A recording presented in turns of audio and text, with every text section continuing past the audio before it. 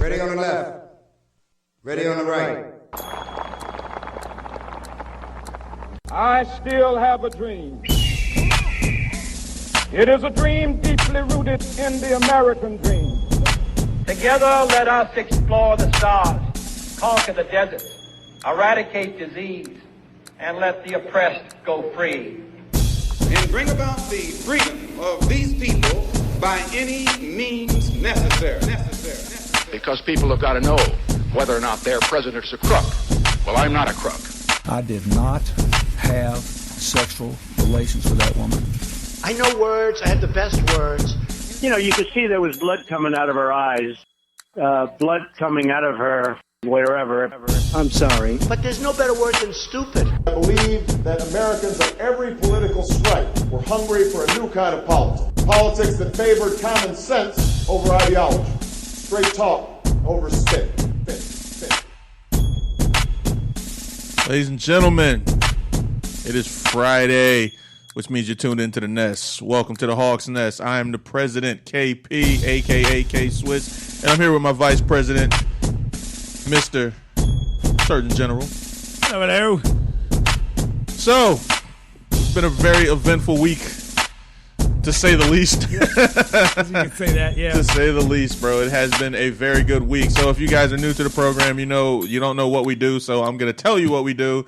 We're going to go through each branch of the government. We're going to have a little social status, and then we're going to give you the throwback story of the day. So, we got an hour. Let's get to the shits. The executive branch. That's where we will start. As many of you know, the president is, I guess, jet setting around the world. I guess that's what you would call it. He's been through the Middle East. He's going through Southern Europe.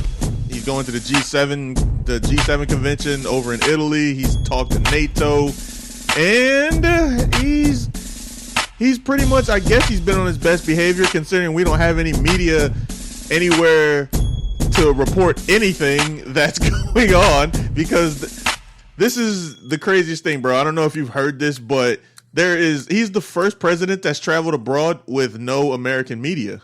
Interesting. Yeah. There's no press conferences. There's nothing.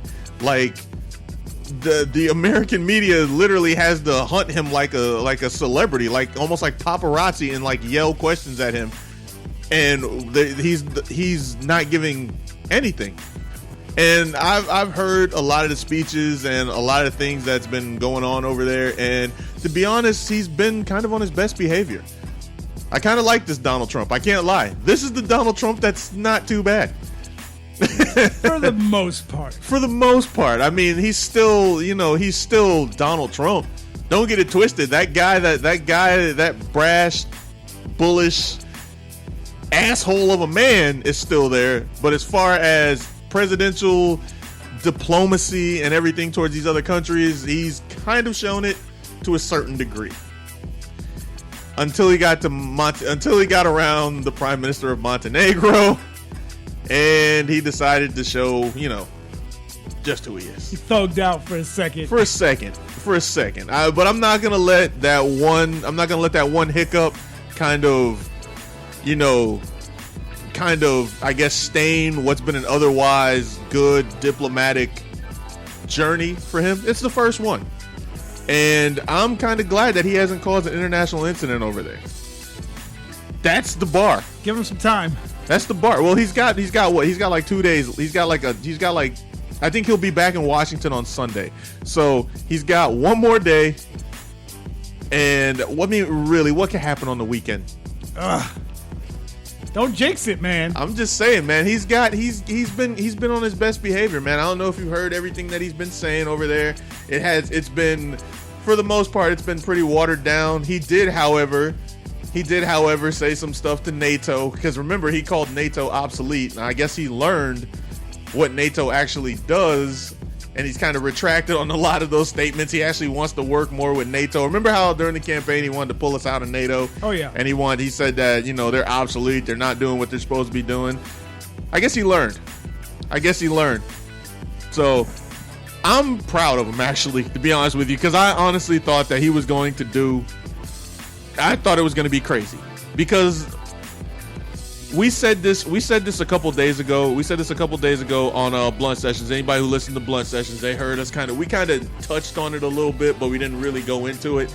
And Ashley Bodafool, shout out to him. He said we never had to worry about that kind of stuff with Barack Obama. Like, we didn't have to worry about him going over there and maybe just, acting up. Yeah, just letting loose with some craziness. But the reason, and I tried to say it, the reason is because Barack Obama was a senator. And I know everybody, shout out to Gino Lexus, who also said, hey, he wasn't a senator for that long. Well, he was a first-term senator. The thing is he was in Senate, some type of governing for at least 3 years. So if you're dealing with the government, I'll take anybody who's done the job for 3 years versus a novice who hasn't done anything towards that job ever. I'm still going to worry about them going over to Islamic countries because, let's be honest, what do Americans know about Islamic countries? What do they know, or what have they been told? Yeah, terrorism, terrorists. Here's the thing. Here's the thing, dude. You can go out anywhere and ask somebody what's the difference between a Sunni, a Shiite, the Mujahideen. Oh, they can't tell you. Nobody can tell you. However, we keep siding with people. we decide to side with this person. Why? Because either money, oil, or something that enriches us. However, we have no idea. First of all, there's Al Qaeda, ISIS, ISIL. And who's the other one? Who's the other one that they say? Let's see. ISIL, ISIS, Al Qaeda, the Mujahideen, the Sunnis, the Shiites. It's a bunch of different ones. There's a lot of different ones over there. But you know what they look like to us? They're all terrorists. All the same. They're all terrorists. Yep. The problem is that they're not. That's the thing. That's why the Middle East is such a convoluted thing. And to sit over there and say that you're going to bring peace to the Middle East is like, it's like as if somebody gave you a football team. You don't know anything about playing football, but you said, hey, I'm going to get Tom Brady, Adrian Peterson, Richard Sherman. I'm going to get all the best players in the league, and I'm going to get them here. How? I have no idea. That's what peace in the Middle East is. Peace in the Middle East is somebody trying to get a whole lot of stuff done, and we don't know anything about it. We've been over there for 16 years, and what have we done? A whole lot of nothing. Yeah. Whole lot of holes in the ground. Yeah, nothing, bro. Nothing. Meanwhile, this whole Russia thing just keeps popping up. It's been getting hotter and hotter and hotter. The president's son-in-law.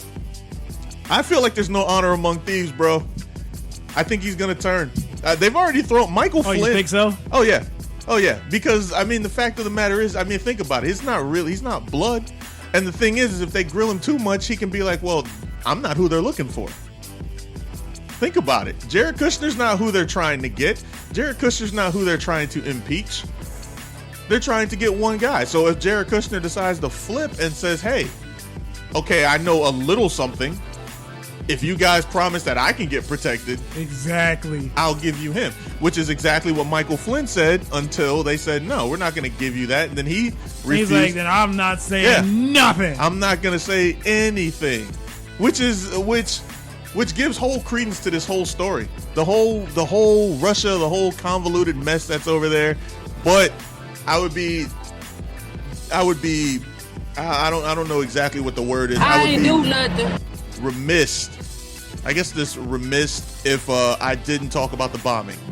Yeah. Because it is over, and RIP, and prayers and condolences to everybody who was killed over there. Prayers to their families, and it sucks that had to happen. Now, I'm not going down the conspiracy road. I know somebody. Kyrie Irving. Yeah, I know somebody who goes down the conspiracy road. I know a couple of people who go down the conspiracy road. I'm just gonna say, and I'm gonna leave it at this: they knew it, they let it happen, and that's what happens. Yeah, it's not the first time. Definitely won't be the last time something like that happens. And it's funny because what was it like? Maybe a few days later, something else happened. I think something else happened in like India or someplace in Asia. And ISIS took credit for that too, apparently. Apparently, ISIS is taking credit for a whole lot of stuff going on all over the world. However, does this not give... We can't stop ISIS. That's the thing. We can't. Well, you can't. You don't want to. We can't. Well, you can't do something you don't want to do. No. Well, here's the thing. We don't know. Here's the thing. Even if you wanted to, they don't know how. If you stop the bad guy, there's no bad guy. It goes back to the same thing I said before. You don't know who the bad guy is. Exactly. So here's the thing. That's why it's a war on terror. How do you stop that? You just keep throwing money at it like you've been doing. Yeah, just money and bombs. Money and bombs. And that leads me into... it leads me into the legislative branch. So, the legislative branch, what's going on there? What's going on in Congress? Oh, wait, are we going to give Trump his grade? We're going to give him his grade? Yeah, I totally forgot about the grade. All right, so I'll start. My grade, I'm going to give him a B. What? Yeah. I'm going to give him a B. That's a lot higher than I thought. Yeah, I'm going to give him a B because... Here's the thing. Remember, I told you I'm grading him on a curve. Yeah. And the thing is the bar is set incredibly low. Yeah. The thing is that anytime that any diplomat goes over to Islamic countries, I already said we don't know anything about Islamic countries. We don't know anything about Arab nations. We can't even tell them apart.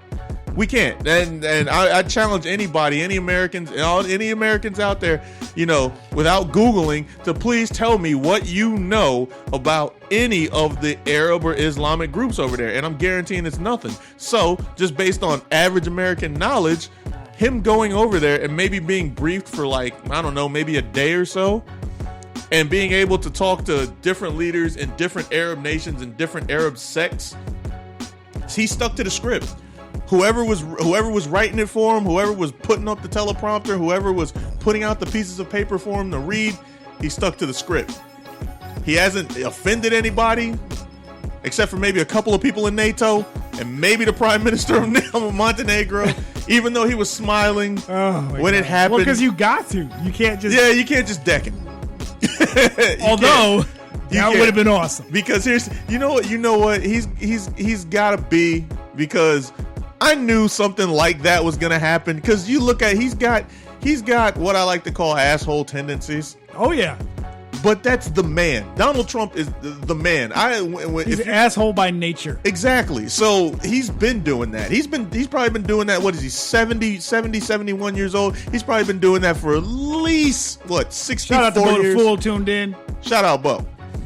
And he's been doing that for at least. And the Germans. And the German, yes, but he defended the German.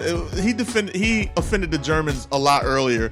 Did we not forget how many times Angela Merkel had to tell him no, we can't do that? Oh yeah, and he wouldn't shake her hand. That's what I'm saying, man. Yeah, that was. Look, he's already So the fact that he didn't make that worse. So you're giving him a C. I'm giving him a B. I'm giving him a B. Serg, what do you got? Well, actually, I had him sitting at a C. Until he did till he thugged it out. Sorry, bro. He was doing good, and like I said, like you said, he was staying on target, wasn't straying, didn't get to political mode, didn't start telling about how he beat Hillary. Yeah, he didn't say any of that. He was doing great, and I think it's because the motherfucker. Part of my language is probably he's like an Arab nation. He's like, I'm not going to say something to get killed right now. Right. Everybody's telling me don't say nothing and you won't get hurt. Right. I'm going to be good. Just read the paper. I'll be fine. It's a great paper. It's a fantastic paper. It's I'm going to read it. It's going to be great. Believe me. So he did that. Yeah. But then he went to the NATO meeting. To the conference. And the clip that's just going all over is just oh God. The only way I can describe it is probably like an elementary football team photo. Yeah. Like he muscled his way up to the front. Him. Like just pushed the guy out the way. Didn't look at him. Like that was the worst part. You could have just looked at him and said, "Oh, hi," or something. He's like, or excuse me. But the thing that killed me, and this is what gives him the D again, Trump holding the D, is that the look on his face, the smugness, and how he tried to fix his coat, button his coat. Yeah. Like I'm getting ready to take this picture. Yeah, because he's an bro. I know he's an asshole, but we knew that. Come on. We knew that. At one point, you gotta stop. Does it stop? Yeah, Never, bro. You gotta stop. A leopard does not change his spots. I get it.